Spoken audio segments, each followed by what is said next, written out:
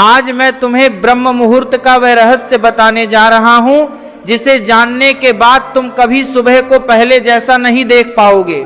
आज मैं तुम्हें बताने जा रहा हूं कि ब्रह्म मुहूर्त में बोले गए सिर्फ 3 शब्द कैसे मनुष्य के जीवन को भीतर से हिला देते हैं। कैसे?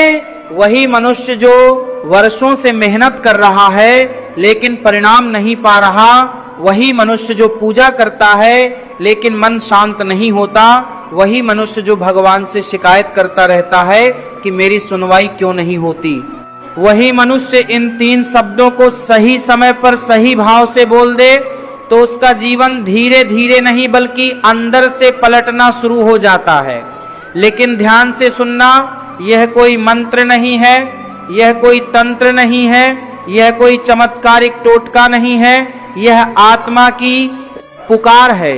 और ब्रह्म मुहूर्त वह समय है जब आत्मा की आवाज सबसे तेज होती है और संसार की आवाज सबसे धीमी।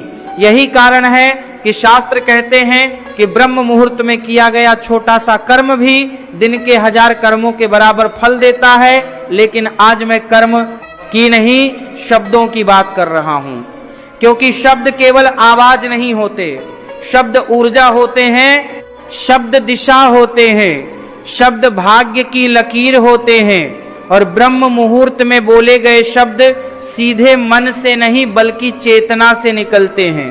अब यहाँ एक बहुत बड़ा सवाल उठता है कि आखिर ब्रह्म मुहूर्त ही क्यों रात के किसी और समय नहीं, क्यों दिन के किसी और समय नहीं?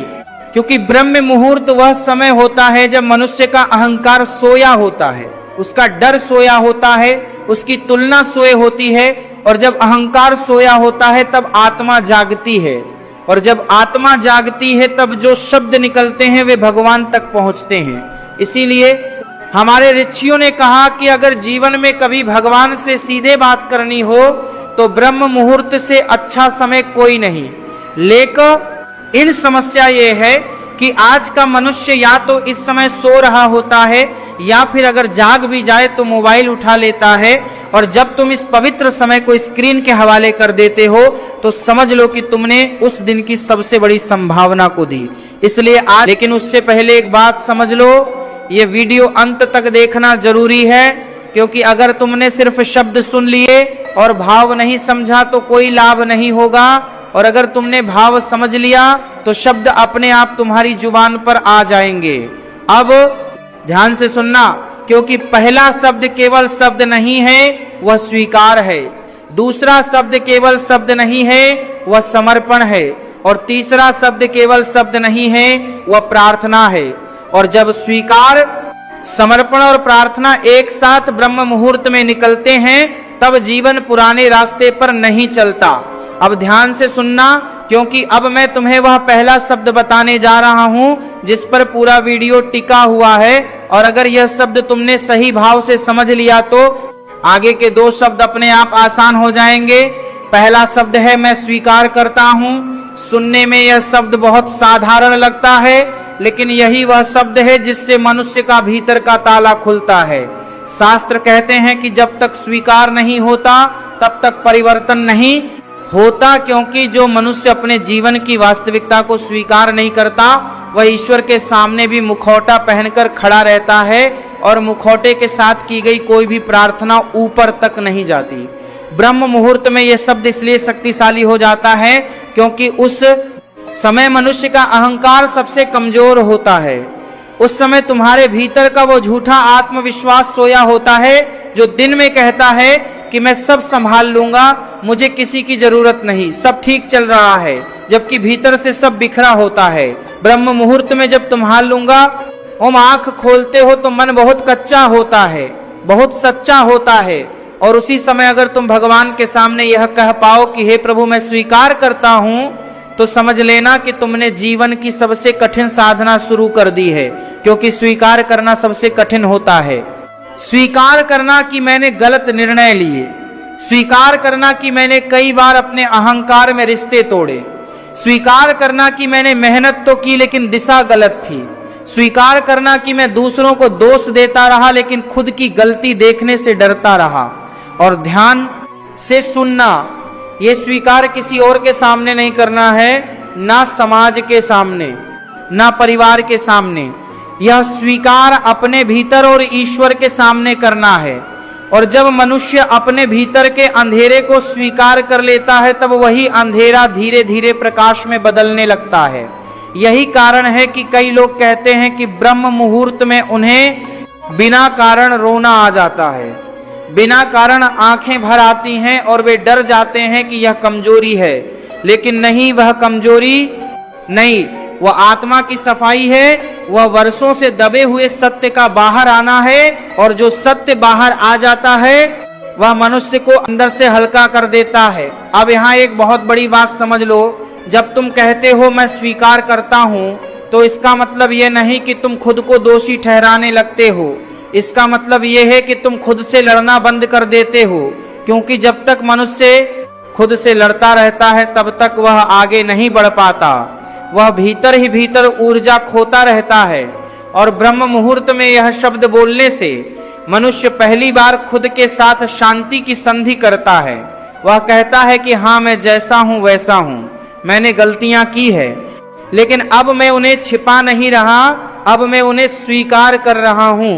और शास्त्रों में साफ लिखा है कि ईश्वर से ज्यादा कठोर न्यायाधीश कोई नहीं, लेकिन उससे ज्यादा करुणामय भी कोई नहीं। और करुणा उसी पर उतरती है जो सत्य के साथ खड़ा हो। इसीलिए ये पहला शब्द बहुत जरूरी है, क्योंकि अगर तुम सीधे मांगने लग जाओगे, सीधे समर्पण की बात करने लग जाओगे, लेकिन भीतर से झूठे रहोगे, तो वो सब दिखावा बन जाएगा। और दिखावे से जीवन नहीं बदलता, जीवन बदलता है ईमानदारी से। और ब्रह्म मुहूर्त की ईमानदारी दिन के किसी और समय संभव नहीं होती, क्योंकि दिन में मन 100 बहाने ढूंढ लेता है, लेकिन सुबह के उस पवित्र समय में बहाने चुप रहते हैं और सच बोलता है। इसीलिए जब तुम रोज इस शब्द को बोलोगे, तो धीरे धीरे तुम देखोगे कि तुम्हारी सोच साफ होने लगी है, तुम्हारे निर्णय तेज होने लगे हैं। तुम्हें यह समझ आने लगेगा कि कहां तुम खुद को धोखा दे रहे, आधा काम करना थे। और ध्यान से सुनना, यही वह क्षण होता है जहां से जीवन की दिशा बदलती है, क्योंकि जो मनुष्य अपने दोष स्वीकार कर लेता है वो सुधार के रास्ते पर अपने आप आ जाता है, उसे कोई धक्का देने की जरूरत नहीं पड़ती। और यही कारण है कि यह पहला शब्द, बाकी दो बत्ती की जरूरत नहीं पड़ती। शब्दों की नींव है, अगर नींव कमजोर होगी तो ऊपर की इमारत खड़ी नहीं होगी। इसीलिए इस शब्द को हल्के में मत लेना, इसे सिर्फ बोलना नहीं है, इसे महसूस करना है, इसे अपने भीतर उतरने देना है। और जब तुम यह कर लोगे तभी तुम दूसरे शब्द के योग्य बनोगे। अब ध्यान से सुनना, क्योंकि अब हम उस शब्द पर पहुंच चुके हैं जहां से अधिकतर लोग रुक जाते हैं, डर जाते हैं, या फिर इस शब्द को गलत समझ लेते हैं। दूसरा शब्द है मैं समर्पित हूं। और याद रखना, यह शब्द सुनने में जितना सरल है, जीवन में उतना ही कठिन, क्योंकि स्वीकार करना आसान है, लेकिन समर्पित होना कठिन है। स्वीकार करने में तुम यह मान लेते हो कि मैंने गलतियां की है, लेकिन समर्पण में तुम यह मान लेते हो कि अब मैं अपने अहंकार से आगे नहीं चलूंगा, अब मैं केवल अपनी बुद्धि को ही अंतिम सत्य नहीं मानूंगा। और ध्यान से सुनना, यहीं से मनुष्य का संघर्ष शुरू होता है, क्योंकि मनुष्य भगवान पर भरोसा तो करना चाहता है, लेकिन नियंत्रण अपने हाथ में ही रखना चाहता है। वह कहता है कि भगवान आप मदद करो, लेकिन जैसा मैं चाहता हूं वैसा ही होना चाहिए। और यही सबसे बड़ा टकराव है, क्योंकि जहां शर्त होती है वहां समर्पण नहीं होता, वहां सौदा होता है, और सौदे से कभी शांति नहीं मिलती। ब्रह्म मुहूर्त में जब तुम कहते हो हे प्रभु मैं समर्पित हूं, तो इसका अर्थ यह नहीं कि तुम कर्म करना छोड़ दोगे, इसका अर्थ यह नहीं कि तुम जिम्मेदारी से भाग जाओगे। इसका अर्थ यह है कि अब तुम परिणाम की चिंता छोड़ रहे हो। अब तुम ये मान रहे हो कि मेरा काम है प्रयास करना, दिशा तय करना नहीं, क्योंकि दिशा वही तय करता है जो पूरी तस्वीर देख सकता है, और मनुष्य पूरी तस्वीर नहीं देख पाता। वह केवल आज देखता है, केवल अभी देखता है, जबकि ईश्वर तुम्हारे आज के साथ साथ तुम्हारा कल और आने वाली पीढ़ियों तक देखता है। इसीलिए शास्त्र कहते हैं कि समर्पण कमजोरी नहीं सबसे बड़ी शक्ति है। लेकिन इस शक्ति को समझने के लिए अहंकार को पीछे रखना पड़ता है, और अहंकार पीछे रखना सबसे कठिन साधना है। ब्रह्म मुहूर्त इसलिए चुना गया है क्योंकि उस समय मनुष्य का अहंकार सबसे कमजोर होता है। उस समय तुम्हारा नाम, तुम्हारा पद, तुम्हारा पैसा, तुम्हारी तुलना सब सोया होता है, और जब यह सब सोए होते हैं तभी तुम सच्चे अर्थों में यह कह पाते हो कि मैं समर्पित हूं। अब एक बात बहुत साफ समझ लो, समर्पण का अर्थ यह नहीं कि तुम दुखों को बुलावा दे रहे हो। समर्पण का अर्थ यह है कि अब तुम दुखों से लड़ने की जगह उनसे सीखने को तैयार हो रहे हो, क्योंकि जीवन में दुख तब तक आता है जब तक वह कुछ सिखा ना दे, और जैसे ही सीख पूरी होती है दुख का कारण अपने आप समाप्त होने लगता है। लेकिन जो मनुष्य समर्पित नहीं होता वह हर दुख से लड़ता रहता है, हर परिस्थिति को अपने अहंकार पर ले लेता है, और परिणाम यह होता है कि वही समस्याएं अलग अलग रूप में बार बार लौटती रहती हैं। अब ध्यान से सुनना, जब तुम ब्रह्म मुहूर्त में यह शब्द बोलते हो तो तुम दिन की शुरुआत एक भारी बोझ के साथ नहीं बल्कि एक भरोसे के साथ करते हो। तुम यह स्वीकार कर लेते हो कि आज जो होगा मैं उससे भागूंगा नहीं, मैं उससे सीखूंगा, और यही भाव मनुष्य को भीतर से मजबूत बनाता है, बाहर से नहीं। शास्त्रों में कहा गया है कि समर्पण वही कर सकता है जो साहसी हो।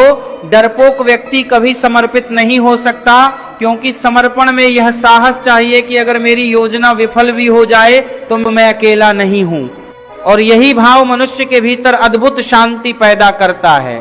यही कारण है कि तुमने कई साधुओं के चेहरे पर अजीब सी शांति देखी होगी, जबकि उनके पास कुछ भी नहीं होता, वह शांति समर्पण से आती है। और ध्यान से सुनना, समर्पण का सीधा असर तुम्हारे निर्णयों पर पड़ता है। जब तुम समर्पित होते हो तो तुम जल्दबाजी में निर्णय नहीं लेते, तुम आवेश में कुछ नहीं कहते, तुम क्रोध में कुछ नहीं करते, क्योंकि अब तुम यह जान चुके होते हो कि हर क्षण मुझे खुद को साबित नहीं करना है। और यही कारण है कि जो लोग ब्रह्मति से को में काम करता है, तुम आको जान को में काम करता है, तो तुम आको जान को में काम करता है, मुहूर्त में नियमित रूप से यह शब्द बोलते हैं, उनके जीवन में धीरे धीरे तनाव कम होने लगता है, अनावश्यक लड़ाइयां खत्म होने लगती हैं, और कई समस्याएं बिना हल किए ही दूर हो जाती हैं, क्योंकि समस्या का असली कारण बाहर नहीं भीतर का टकराव होता है, और समर्पण उस टकराव को समाप्त कर देता है। इसलिए यह दूसरा शब्द केवल बोलने का नहीं, इसे जीने का है, इसे पूरे दिन अपने व्यवहार में उतारने का है। और जब तुम ऐसा करोगे तब तुम स्वयं अनुभव करोगे कि जीवन पहले जैसा नहीं रहा, क्योंकि अब तुम जीवन को नियंत्रित करने की कोशिश नहीं कर रहे, बल्कि जीवन के साथ बहना सीख रहे हो। और यही वह बिंदु है जहां से तीसरा शब्द जन्म लेता है। अब ध्यान से सुनना, क्योंकि अब हम उस अंतिम शब्द पर पहुंच चुके हैं जहां स्वीकार और समर्पण मिलकर प्रार्थना बन जाते हैं। तीसरा शब्द है मेरा मार्गदर्शन करो, और यह शब्द कोई मांग नहीं है, ये कोई शर्त नहीं है, ये कोई शिकायत नहीं है, ये आत्मा की वह पुकार है जिसमें अहंकार पूरी तरह पिघल चुका होता है। जब मनुष्य ब्रह्म मुहूर्त में ये कहता है कि हे प्रभु मेरा मार्गदर्शन करो, तो वह यह नहीं कह रहा कि मुझे धन दे दो, मुझे पद दे दो, मुझे सुख दे दो, बल्कि वह ये कह रहा होता है कि मुझे सही रास्ता दिखा दो, क्योंकि जिसने रास्ता पा लिया उसे मंजिल के लिए भटकना नहीं पड़ता। और ध्यान से सुनना, जीवन की सबसे बड़ी त्रासदी यह नहीं है कि मनुष्य असफल हो जाता है, सबसे बड़ी त्रासदी यह है कि वो गलत दिशा में सफल हो जाता है। और जब गलत दिशा में सफलता मिलती है तो भीतर का खालीपन और भी गहरा हो जाता है। इसीलिए ये तीसरा शब्द इतना महत्वपूर्ण है, क्योंकि ये मनुष्य को बाहरी उपलब्धियों से नहीं भीतरी दिशा से जोड़ता है। ब्रह्म मुहूर्त में यह शब्द इसलिए प्रभावी होता है क्योंकि उस समय मन अत्यंत शांत होता है, विचारों का शोर कम होता है, और जब शोर कम होता है तब संकेत स्पष्ट सुनाई देते हैं। बहुत से लोग पूछते हैं कि मार्गदर्शन कैसे मिलता है, क्या कोई आवाज सुनाई देती है, क्या कोई चमत्कार होता है?